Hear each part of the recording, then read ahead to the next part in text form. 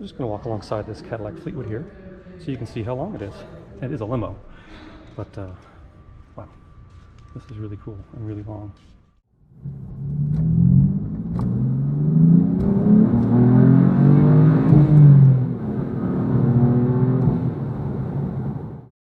Hey y'all, welcome back to Doug's Cars. This is the Martin County, Florida Elliott Museum. That of course is a fancy Audi. And this is a museum with a bunch of cars in it. I haven't been able to go to a car museum in over a year, but this is South Florida and things like that are okay here. So yeah, let's go inside and take a look because it's like 93 degrees out. Apparently they've got a lot of older cars from, you know, the turn of the last century. So we'll have to check it out and see. I've never been here before, so come along for the ride. Right after you walk in, they have this lovely Ford you know, Model A, and boy, let me tell you something. There's not a lot of room there to get your feet in, and there's not a lot of room behind this. But yeah, if you saw the intro, it's still got the old. That's like on the Unimog, the old-fashioned door handles. But yeah, this is set up nice for the beach, and 3 rows. They're not just for modern cars, are they? This was from like 1932. This is gorgeous Guards Red 65 Porsche 356. I wish you could sit inside this one. I could probably fit in better than this one. That's really cool. Oh wow, this is the main room here. Oh, Stanton, Virginia. I know some people who live there. This is cool. Wow. Check out that Bugatti engine.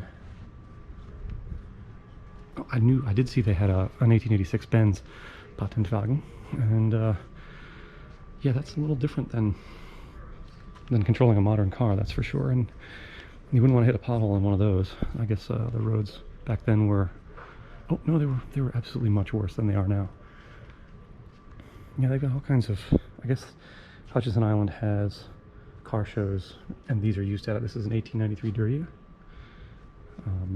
which I know basically nothing about. Another Ford Model A, Chevrolet pickup, $440. Oh wow. Light delivery, but of course it's a pickup truck. Convertible pickup truck, those are hard to find.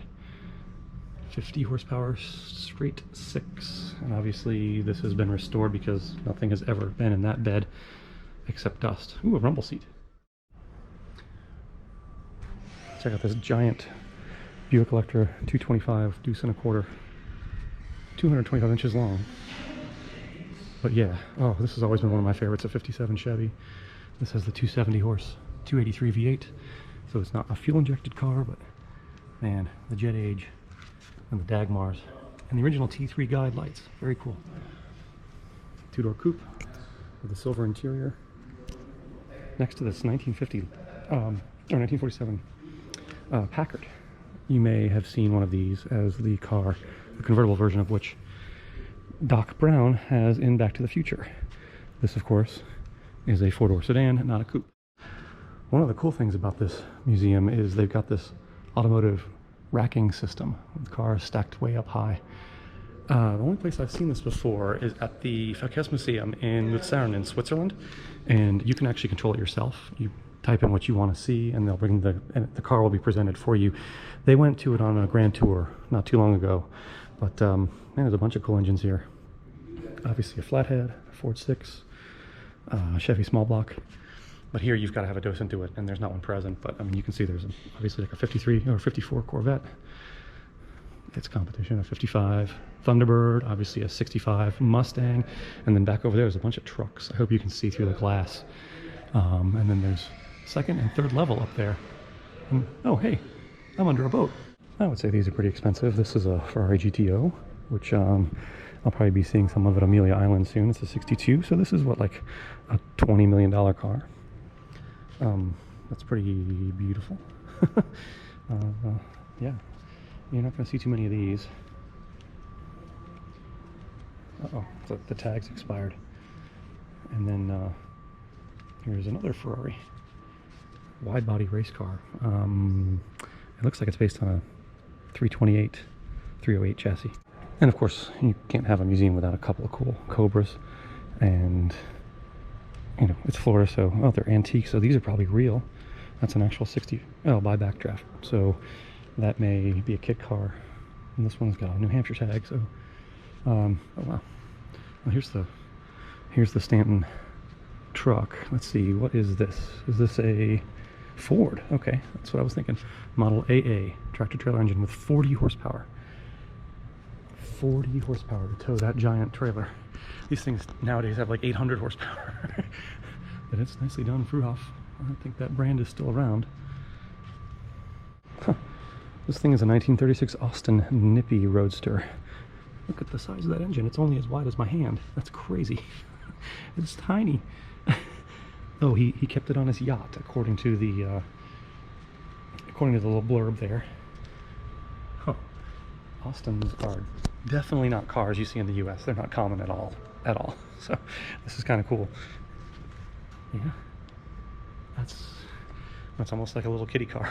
How would you like to have your car picked up by that? Here's an early wrecker, another Ford Model AA. Let's see, is it hand cranked? No, it's actually got a PTO. So your car would be lifted up by that hook, which would definitely tear off your plastic front bumper, and carried away by this gleaming dual rear tire 1931 Ford Model AA by someone who struggled to get into the cab, as I did to get into that station wagon that I had to get into to get the picture. A note on the 250 GTO, I read more about what it said, and the car was actually assembled from NLA, or no longer available parts, in 1992. So it's not an actual Ferrari from, the 60s. It's a recreation, but using factory parts, which is kind of cool, and it still has got to be worth a ton of money. There's no way that car is going to be worth less than $1 million. Okay, probably not 20 million, but wow, what a cool car. Then we come over here to, let's see, we've got a Rolls. Let's go around the front and take a look at these. Now that those folks have moved on, we can see a little bit better. A Regal, 1914 Regal from Detroit.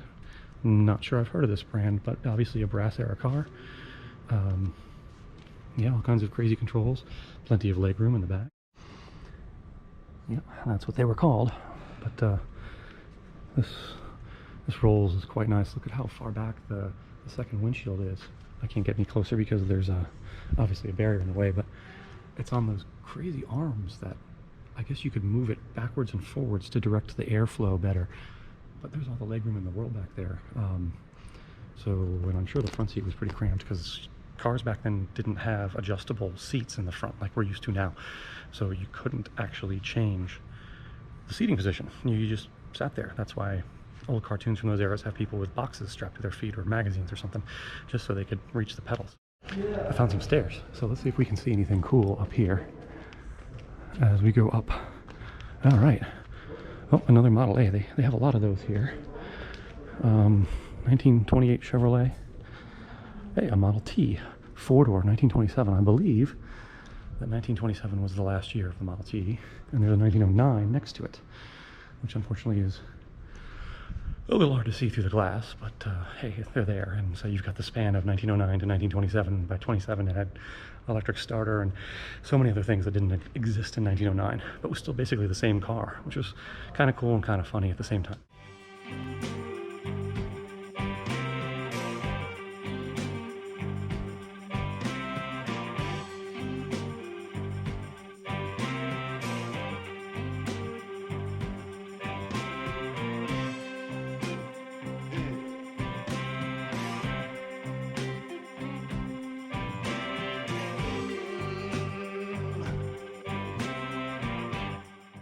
One more to check out, this 1953 Cunningham, which was a custom-built car. But man, look at that silver interior, leather, huge gauges.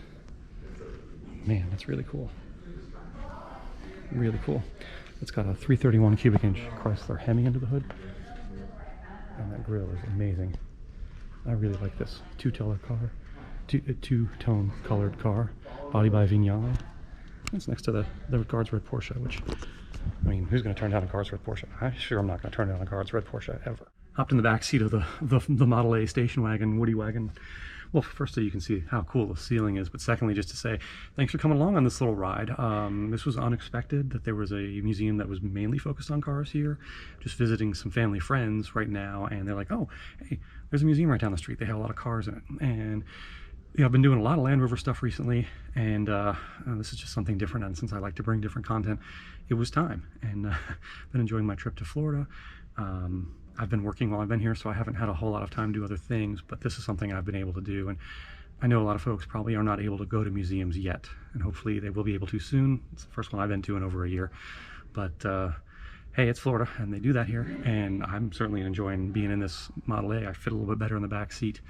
So thanks so much for coming along on this little tour of the Elliott Museum here in Hutchinson Island. And please hit subscribe if you haven't already. I'll be bringing more cool stuff to y'all soon. I'll be back at my home shortly after this weekend, and regular content will resume. So if you enjoy this little bit of Florida and automotive history, thanks so much for watching Ducks Cars.